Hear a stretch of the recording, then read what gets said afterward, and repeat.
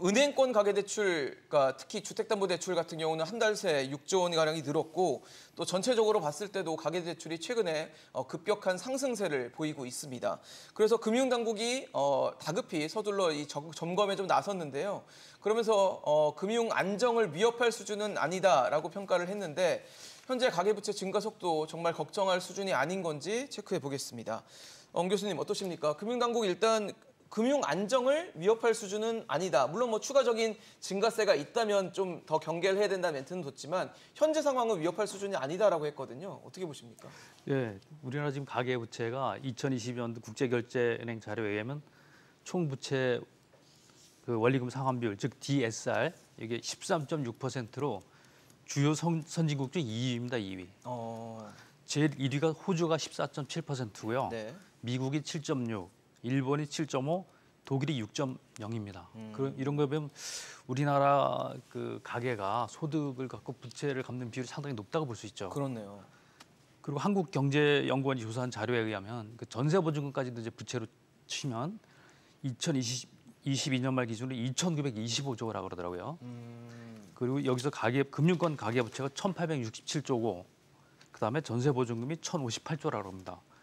또 한국은행 자료에 의하면 우리나라 그 명목 GDP 대비 가계부채 비율이 104.9%로 상위 30개국 평균 63.2%를 크게 상회하고 있죠 지금. GDP를 넘어서는 거죠. 그렇죠. 그 30개국 평균이 63.2%인데 네네. 우리가 104.9%니까. 네네. 그리고 최근 그 10년간 가계부채 그 비율 증가폭이 31.7%포인트로 보통 이제 주요국이 6.9%포인트 증가했는데 우리나라가 4.5배나 높아야 돼요. 저는 교수님 말씀 들어보면 이게 위협할 수준은 아니다의 수긍이 좀 잘 안 가는데요. 그래서 이제 거기에 대해서 제가 이제 답변을 드리겠습니다. 예. 금융 안정을 위협할 수준이 아니다라는 표현을 사용하는데 예. 사실 그 금융 안정이라는 거는 금융권의 그 담보 비율을 추궁해서 부실이 나더라도 금융권에는 큰 데미지가 없다는, 즉 시스템 리스크로 전가되지는 않을 것이라 이런 의미죠.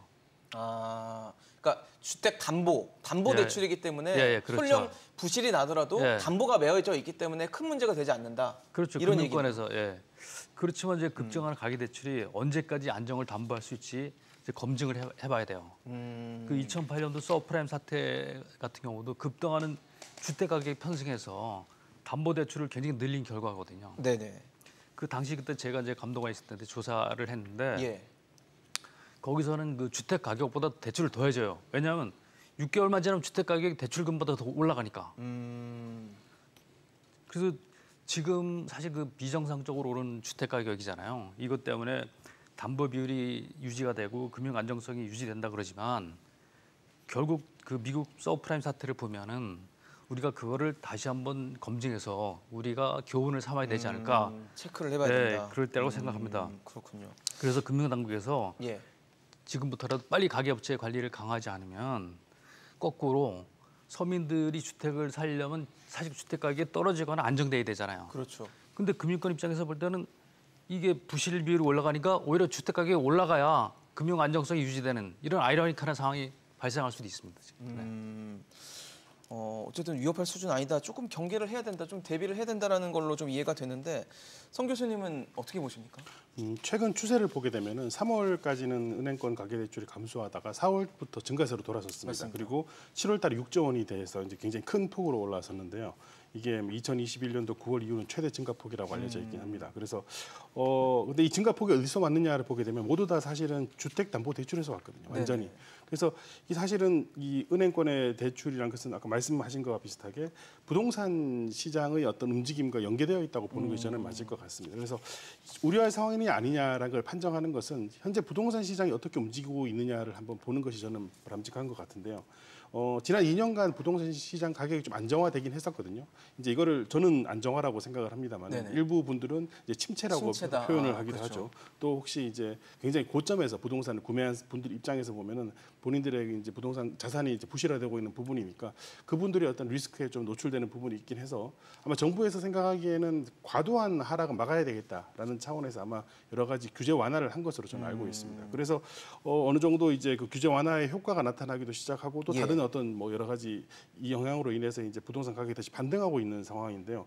부동산 가격이 반등하면서 자연스럽게 가계 대출이 많이 늘어난 부분이 저는 있다고 생각을 합니다. 근데 이게 뭐 굉장히 뭐 가계 대출 부동산 가격이 급격하게 상승을 한다 그러면은 이제 가계 대출이 급격하게 늘어날 것이고 아마 통제하기 힘든 상황으로 갈 수도 있는데 현재 상황에서 부동산 가격이 아직까지 그런 추세를 완전히 뭐 지나친 상승 추세가 계속 지속되고 있다고 보기는 힘들기 때문에 뭐 우려를 안 할 상황은 전혀 아니고 예. 우려를 해야 되지만은 통제 못할 정도의 상황이라고 보지는 않을 것 같고 다만 이제 말씀하신 것처럼 이제 여러 가지 우려 사항들이 있고 또 제일 중요한 포인트가 지금 우리가 GDP 대비 가계대출 규모가 제가 알기로는 작년 말에 세계 3위로 알고 있거든요. 104점 몇 퍼센트 근데 말씀하신 뭐 거죠. 2위든 3위든 높은 건 엄청 마찬가지 높죠. 아니겠습니까? 예. 네. 그리고 더 무서운 거는 네. 지난 10년 전에 그 동일한 기준에서 봤을 때 10년 전에는 14위인가 그랬습니다. 14위였다가 엄청 3위로 많이 올라온 올라갔죠. 그 기간 동안 OECD에 있는 주요 선진국들은 그렇게 올라가지 않았습니다. 잘 관리를 했었거든요. 그래서 우리 입장에서 이렇게 계속 추세적으로 올라가는 것을 막기 위한 노력은